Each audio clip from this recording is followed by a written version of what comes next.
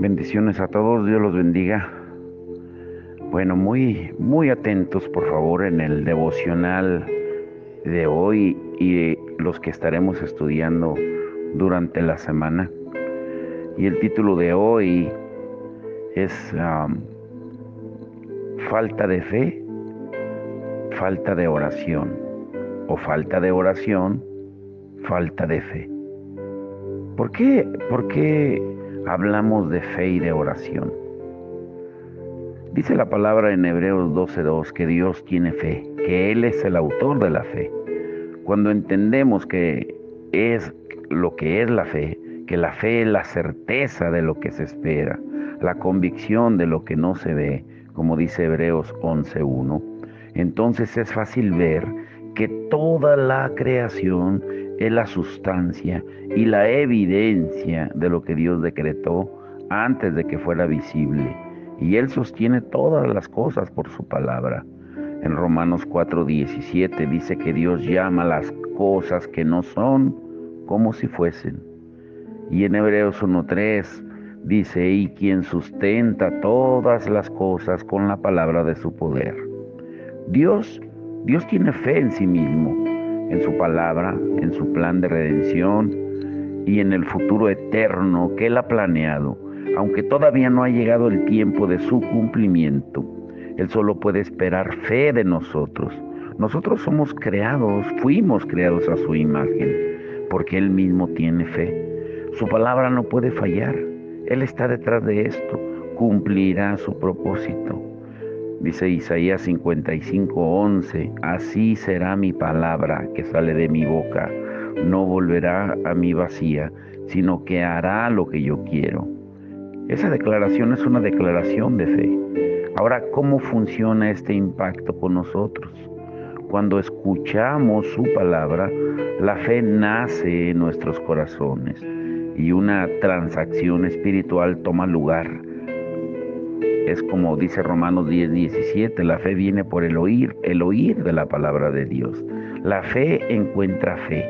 La fe de Dios en su palabra activa la capacidad del corazón humano de creer y la muerte se transforma en vida.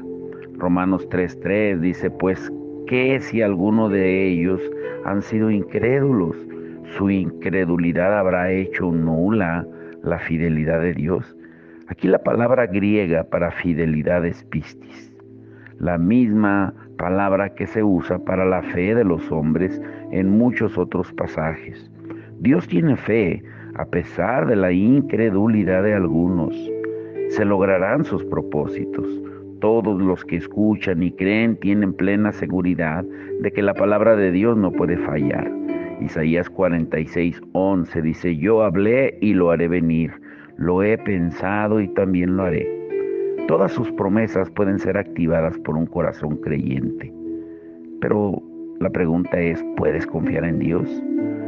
Segunda de Corintios 1:20 dice, porque todas las promesas de Dios son en Él sí y en Él amén, por medio de nosotros para la gloria de Dios.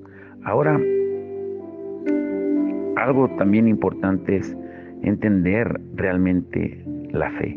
La fe, vuelvo a repetir, dice Hebreos 11:1, es la certeza de lo que se espera, la convicción de lo que no se ve. La fe es sembrar algo que tienes con el fin de cosechar algo que no tienes. La fe tiene una visión para el futuro y siembra recursos, regalos, tiempo, amor, servicio, para poder ver la cosecha de esa visión. Dios se sembró a sí mismo en Jesús. Él es la palabra para cosechar a la humanidad. La viuda sembró su último harina y aceite para cosechar y tuvo sustento por más de 3 años. Los discípulos sembraron panes y peces para aquel que tuvo una visión y cosecharon más que suficiente. Los agricultores siembran semillas para cosechar los cultivos y cosechan toneladas de semillas. La semilla del presente se puede plantar para cosechar el futuro. La cosecha llevará la naturaleza de la semilla. La semilla en tu corazón puede crear el futuro de la visión que llevas dentro. La fe es la semilla que contiene la imagen invisible de una realidad futura. Está lleno de la gracia de Dios. Por eso tómate el tiempo para ver el futuro que Dios ha prometido y luego sembrar su camino hacia la cosecha. Pero sucede algo muy importante. No ahogues la palabra, no ahogues tu fe, que más bien sería ese el título en realidad, no ahogues tu fe sin orar. ¿Por qué tantos cristianos viven en temor, llenos de ansiedad, dudando de las promesas de Dios y listos para rendirse? Si bien pueden haber muchas razones y todas ellas parecen válidas para el afligido, la razón principal es que la palabra de Dios ha sido ahogada por otras fuerzas. Dice en Marcos 4:19, pero los afanes de este siglo y el engaño de las riquezas y las codicias de otras cosas entran y ahogan la palabra y se hace infructuosa, sin fruto. Las preocupaciones o afanes de este mundo. Habla de la preocupación por las noticias, la política, el cambio climático, el deporte, la economía, las enfermedades, la violencia diaria, etcétera, etcétera. Y cuanto más damos nuestra atención a estos temas, más estamos asfixiando la respuesta de Dios y el poder para vivir en victoria. No vemos más del poder y la provisión de Dios en nuestras vidas, porque su palabra, la fuente de su provisión y promesas, está ahogada. El miedo reemplaza la fe y nuestras mentes están llenas de preocupaciones. Lo que tú escuches de noticias o de problemas en un día es probablemente no sé, un tiempo considerable, y eso llenará tu mente, pero no de fe. Incluso si pasáramos más tiempo meditando y declarando la palabra de Dios y sus promesas, más de lo que pasamos llenando nuestras mentes con las preocupaciones del mundo, estaríamos en un lugar de fe, de fuerza y de paz, sin importar lo que pase. Dice el Salmo 112, versos 7 al 8, no tendrá temor de malas noticias, su corazón está firme, confiado en Jehová, asegurado está su corazón, no temerá. Te pregunto hoy, ¿cómo está tu corazón? ¿Cómo está tu corazón? Necesitamos entender que cuando no tenemos fe, lo contrario a la fe, es la duda, es el temor. No prestes atención a la duda. Isaías 54:17 dice que ninguna arma forjada contra ti prosperará y condenarás toda lengua que se levante contra ti en juicio. Esta es la herencia de los siervos de Jehová y su salvación de mí vendrá, dijo Jehová. Isaías 54:17. La duda es una poderosa arma forjada contra ti. Muchas veces la lengua se levanta contra ti y puede ser hasta la tuya propia. Muchas veces hablamos a nuestro modo fuera de la fe de Dios.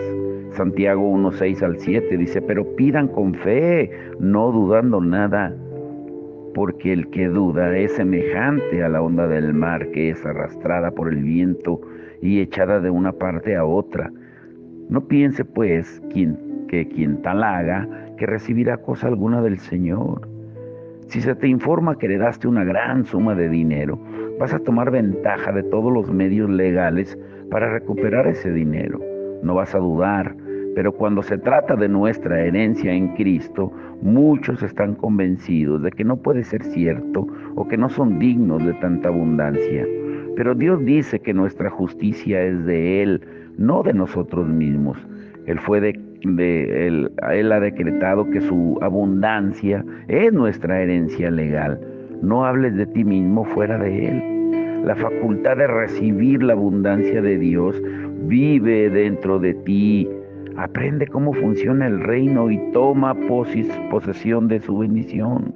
Y aquel que es poderoso para hacer todas las cosas, mucho más abundantemente de lo que pedimos o entendemos, según el poder que actúa en nosotros, como dice Efesios 3:20. Ahora, ¿por qué tanto énfasis ahorita que hicimos en la fe? Escucha muy bien esto. La fe se activa por medio de la palabra y de la oración. Cuando yo me hablo, cuando yo oro con Dios, me estoy autoalimentando. Pero ¿cuál es el propósito de la oración? Uno de los grandes problemas que hay en el cuerpo de Cristo es la falta de oración del pueblo de Dios. Las reuniones más pequeñas de las iglesias son las de la oración, cuando se convoca a la oración. Y una de las preguntas que nos hacemos al respecto es, ¿por qué las personas no oran? Si la Biblia dice que la fe viene por el oír de la palabra de Dios, y cuando oramos estamos hablando con Dios. Y esto sucede por dos razones principales. Número uno, las personas no conocen el propósito de la oración. ¿Qué es el propósito? El propósito es la intención original por la cual fue creado algo.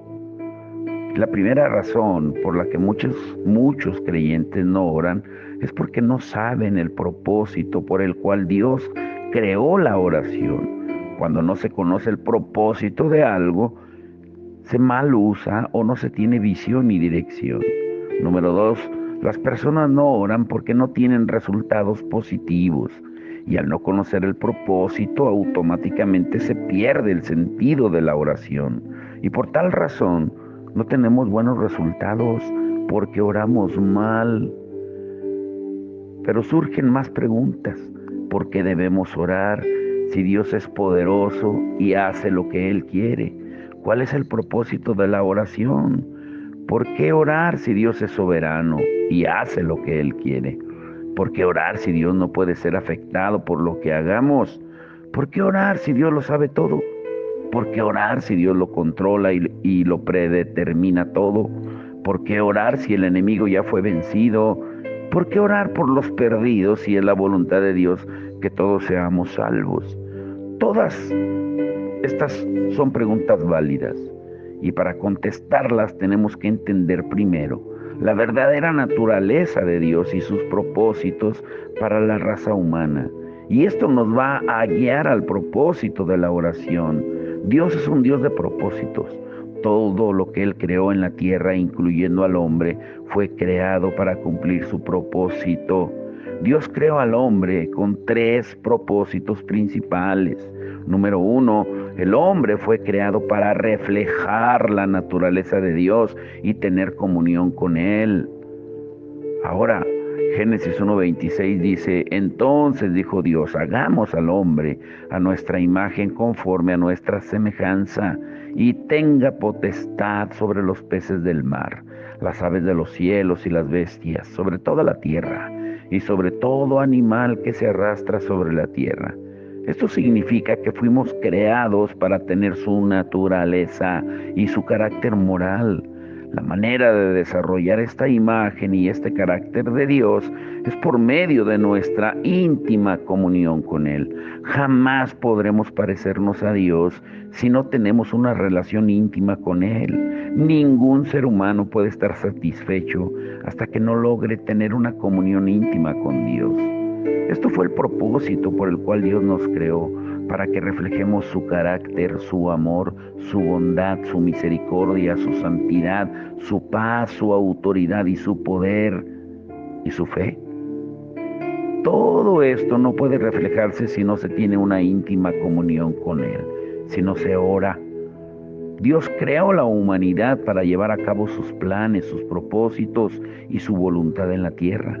Cuando Dios creó al hombre a su imagen, le dio al hombre un libre albedrío, es decir, se le fue dada una voluntad con la habilidad de escoger y tomar decisiones, y por consiguiente de tomar acción y cumplir con la voluntad de Dios en la tierra.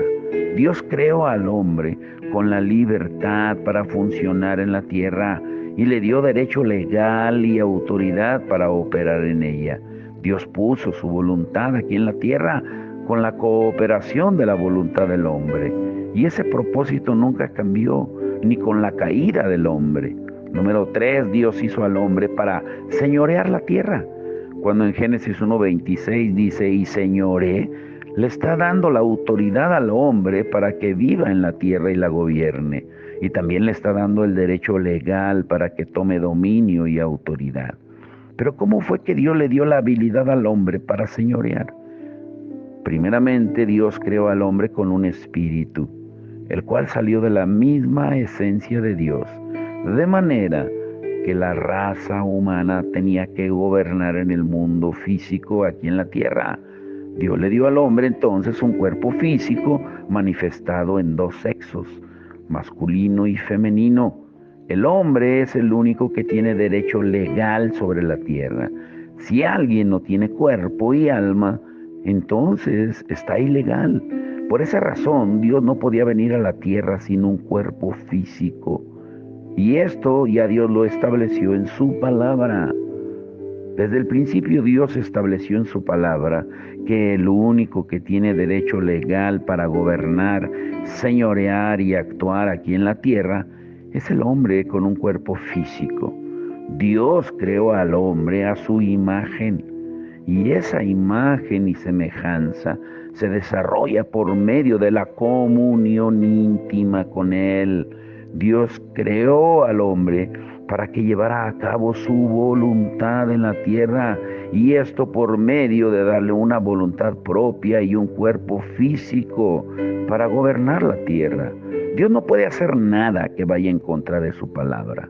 Por lo tanto, hay tres cosas que Él estableció en su palabra desde un principio en Génesis 1:26. Número 1, Dios es soberano como su palabra. Número 2, Dios está limitado por su palabra. ¿Qué quiere decir? Que el Señor no puede ir más allá de lo que Él dijo y Él estableció. Número 3, Dios nunca viola su palabra. Todo lo que Dios habla tiene o viene a ser una ley. Y la oración, escúchalo bien, fue creada por las limitaciones de la palabra. Porque para que algo sea hecho en la tierra, tiene que ser hecho con el cuerpo físico y el espíritu. Dios podía venir a la tierra sin un cuerpo físico, pero se estaría contradiciendo y sería ilegal, porque eso fue lo que dijo en su palabra, que el ser humano con un cuerpo físico gobernaría la tierra. Si alguien más tratara de venir aquí en la tierra sin un cuerpo físico, sería ilegal. Por eso tanto Dios como el diablo necesitan un cuerpo físico para actuar en la tierra. Por eso el Señor le dijo al diablo, yo vendré a la tierra legalmente y te pisaré la cabeza, y lo haré por medio de la simiente de la mujer. Pero el diablo usó el cuerpo de la serpiente. Génesis 3:4 dice, entonces la serpiente dijo a la mujer, no moriréis. Y Dios usó el cuerpo de la mujer cuando dijo en Génesis 3:15, pondré enemistad entre tú y la mujer, y entre tu simiente y la simiente tuya. Esta te herirá en la cabeza y tú la herirás en el calcañar, en el talón. ¿Cómo fue que Dios entró en la tierra con un cuerpo físico? Bueno, Dios se hizo Emmanuel, y ese nombre se divide en dos palabras, que significa hombre, y Manuel, que significa Dios. Dios le dijo a María, yo necesito tu cuerpo para venir legalmente a la tierra. En otras palabras, Dios le dijo al diablo, la mujer será tu pesadilla. Dios no puede interferir en la tierra sin la oración. La oración es el hombre teniendo derecho legal con Dios en la tierra para que haga su voluntad. Dios no nos usa porque somos inteligentes, indispensables o grandes. Dios nos usa porque está atrapado y limitado por su misma palabra. ¿Por qué? Porque Él así lo estableció. Dice en Mateo 18:18, de cierto os digo que todo lo que ates en la tierra será atado en el cielo, y todo lo que desates en la tierra será desatado en el cielo.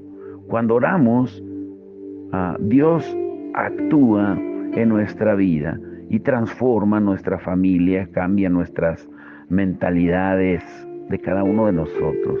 Dios nos quiere sanar, no solamente para que te sientas bien, sino porque te necesita para llevar a cabo su voluntad.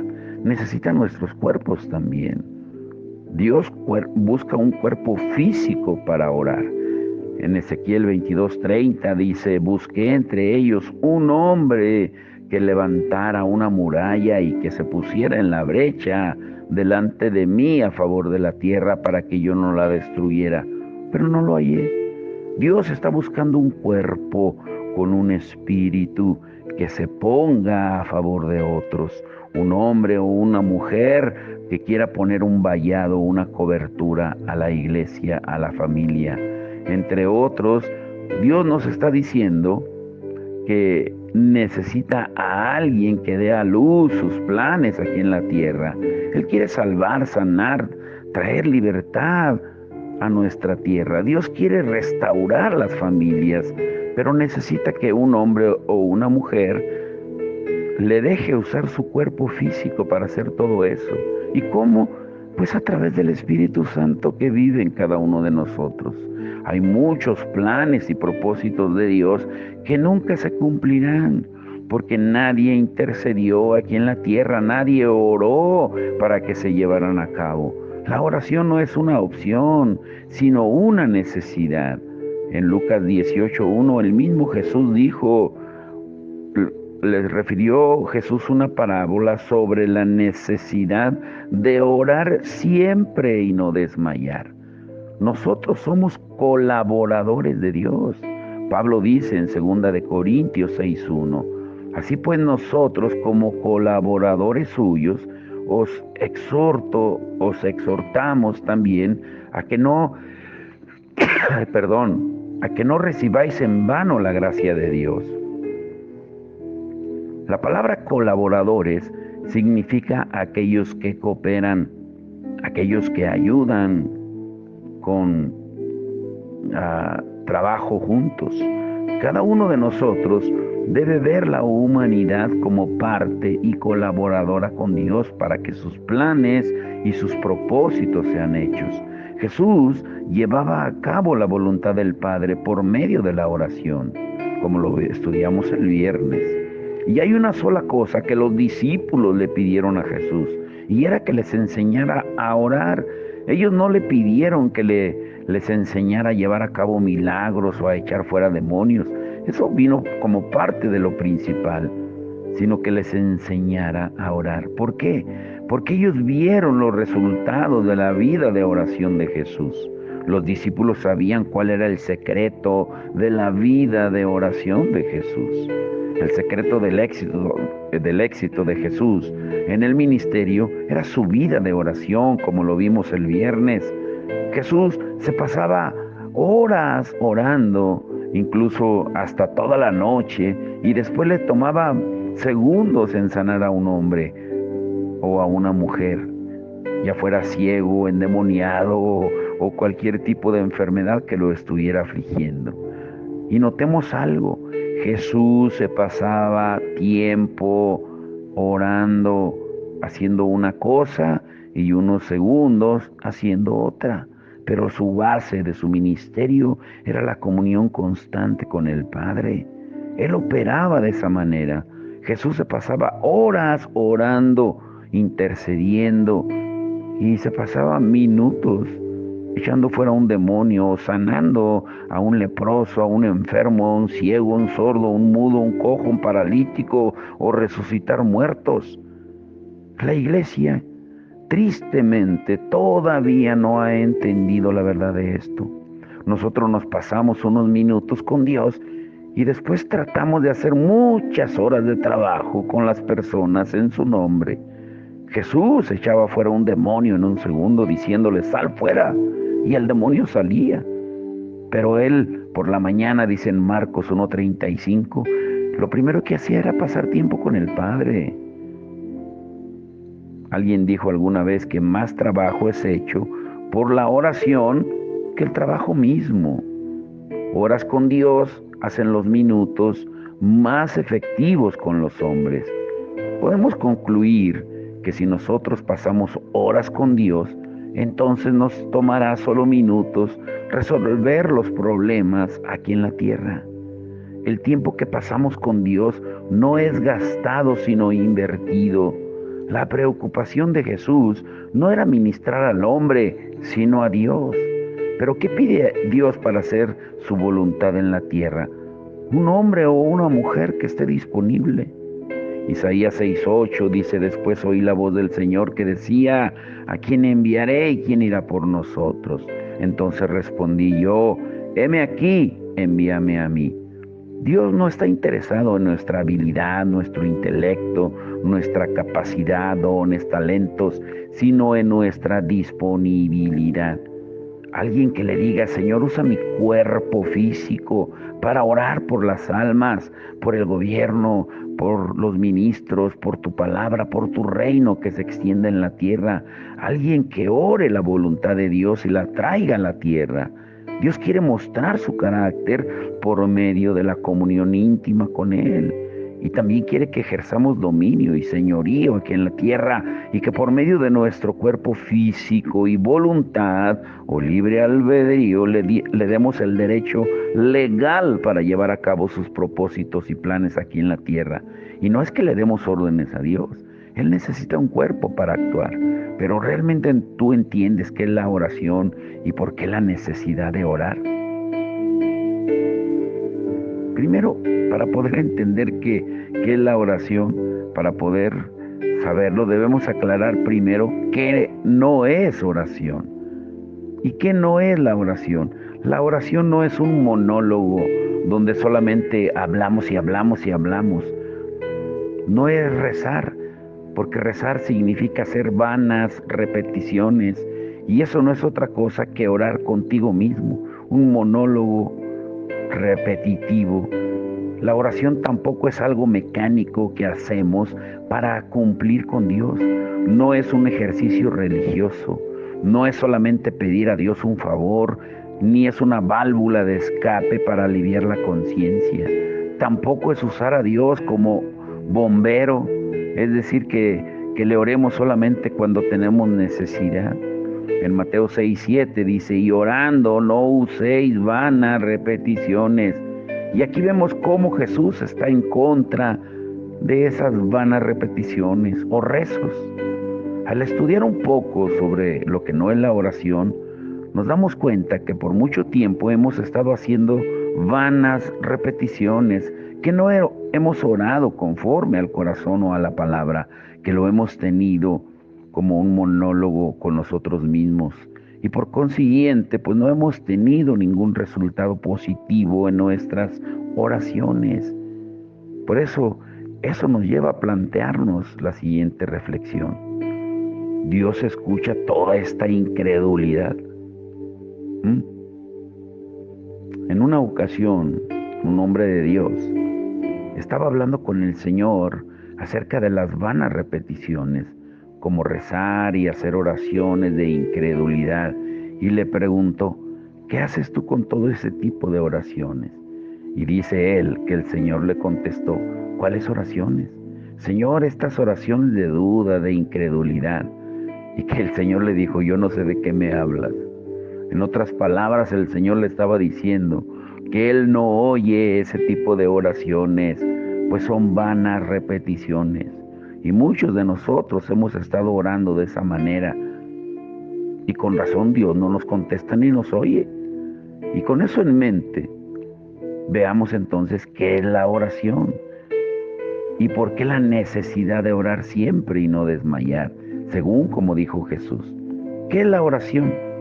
Es una conversación o un diálogo de nuestro espíritu con Dios. Es la comunión directa de nuestro espíritu con el Padre Celestial. La razón por la cual menciono o digo nuestro espíritu es porque Dios es espíritu y nosotros dialogamos y oramos con Él por medio de nuestro espíritu. Juan 4, 23, 24, lo que hemos estudiado por semanas.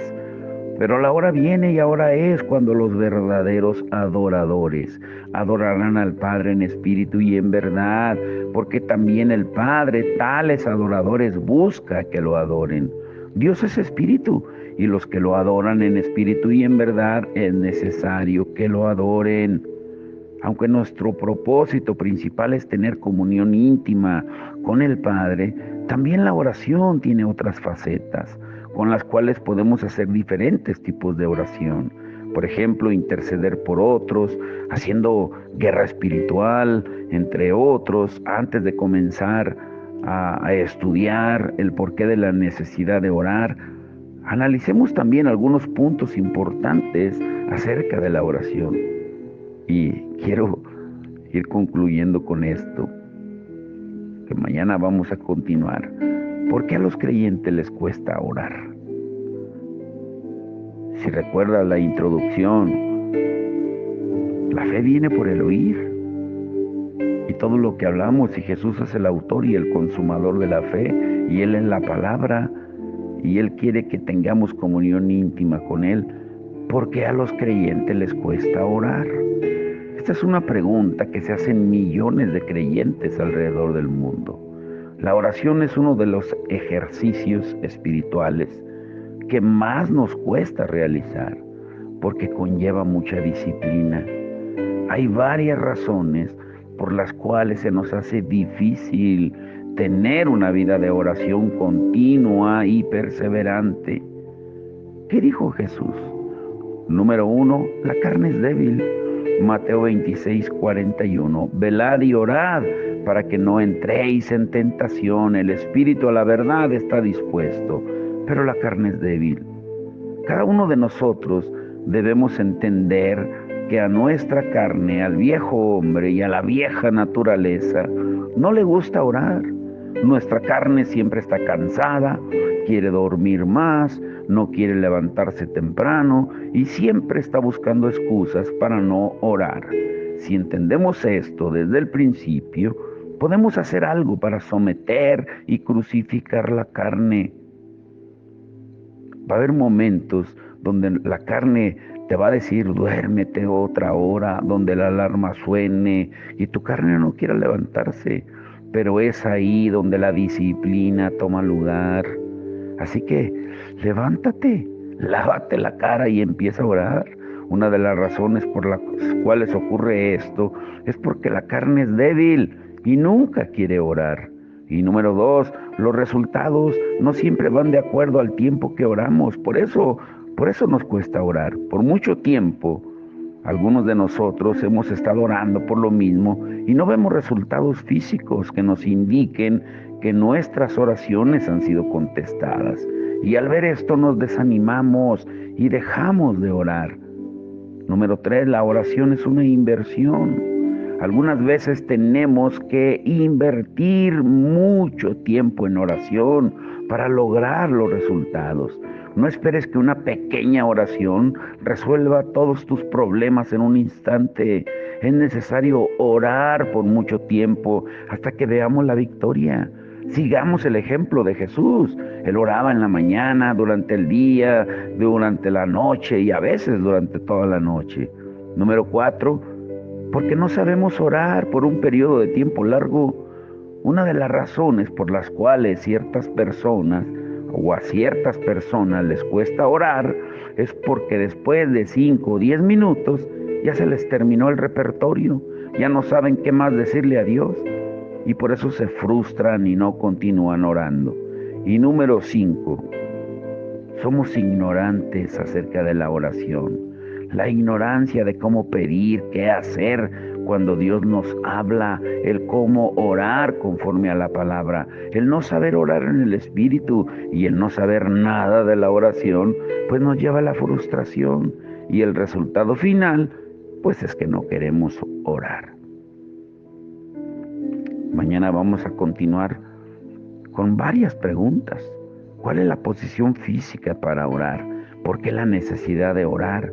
¿Por qué orar si Dios es soberano y hace lo que Él quiere y cuando quiere? Hay muchísimas preguntas que vamos a estar contestando conforme a la palabra de Dios durante esta semana. Así es de que pongan mucha atención y vamos a aprender de cómo mortificar entonces al pecado, cómo luchar, cómo obtener la victoria sobre el pecado que nos asedia.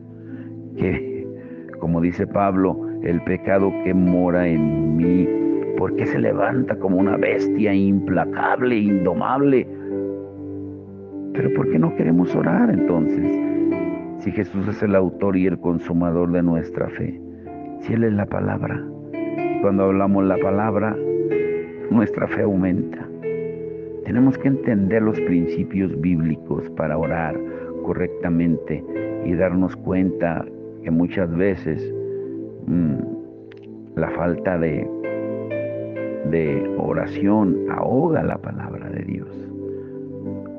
La falta de fe ahoga la palabra de Dios. Vamos a orar. Padre, en el nombre de Jesús te damos gracias. Gracias por tu amor, Señor. Gracias por tu misericordia, Señor. Gracias porque podemos acercarnos. Gracias, Señor, porque podemos venir, Señor, delante de ti, Señor. Gracias, Señor, porque tú nos enseñas, Señor, la manera de orar. Porque eso tú nos lo dejaste de ejemplo, Señor. Porque para ti, Señor, era tan importante el tener la comunión íntima con el Padre, que era lo primero que hacías en la mañana, como dice tu palabra en Marcos 1:35, levantándote muy temprano, siendo muy oscuro, te ibas al monte a orar. Pero también orabas por la tarde, porque después de ministrar te ibas a solas, aún la noche te tomaba orando o pasabas toda la noche orando. Por eso necesitamos entenderlo, Señor. Realmente hemos entendido el propósito de la oración. Realmente sabemos lo que significa. ¿Cuál es ese propósito? Realmente entendemos, Señor, que tú estás buscando hombres y mujeres que se pongan en la brecha, que oren realmente, Señor. Señor, ayúdanos, como dice en Zacarías 12:10, Señor, y que tú pongas espíritu de oración y de gracia en cada uno de nosotros, Señor. Señor, y que no permitamos que los afanes ahoguen la palabra de Dios. Que no permitamos, Señor, que los problemas, lo que estamos viviendo, sufriendo, vengan y ahoguen lo que es la palabra de Dios. Ayúdanos a entenderlo, Señor. Te lo rogamos, Señor, en esta mañana, Señor, que tú cumplas el propósito de tu palabra en cada uno de nosotros. Que seas tú, Señor, dándonos discernimiento y que entendamos, Señor, que solamente tú, Señor, eres el único que nos puedes dar, Señor, lo que necesitamos. Pero necesitamos tener, Señor, fe en lo que hacemos, en lo que hablamos.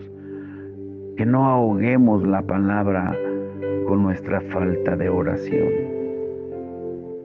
Ayúdanos, Señor, a ponerlo en práctica el día de hoy. Te lo rogamos en el nombre de Jesús. Amén y amén.